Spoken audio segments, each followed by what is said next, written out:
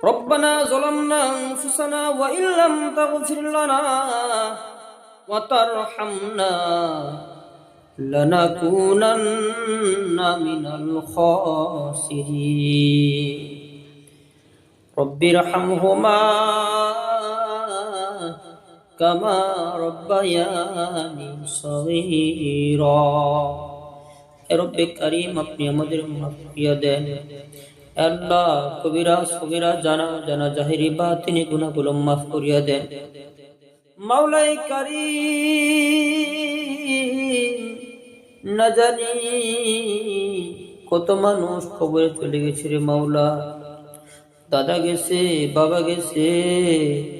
আল্লাহ নানা গেছে নানি গেছে রে মাবুদ জানি না গোটা দুনিয়ার খবর রাখতে পারি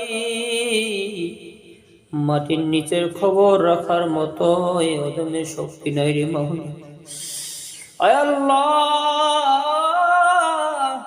এই ইফতারের আগ মুহূর্তে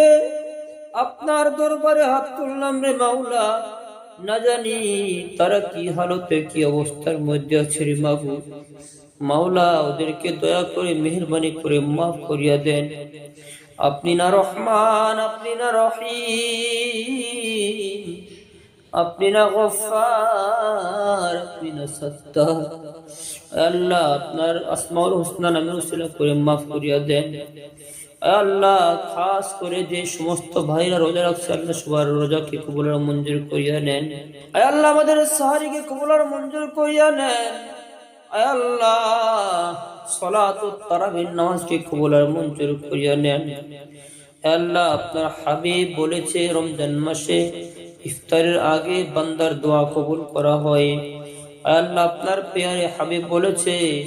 ইফতারের আগে প্রত্যেকদিন অনেক মানুষকে মাফ করে দেওয়া হয় অনেকজন জাহান্নামের কয়েদিদেরকে মাফ করে জান্নাতের ফয়সালা করে দেওয়া হয় ও দয়ার মাওলা মাবুদ গো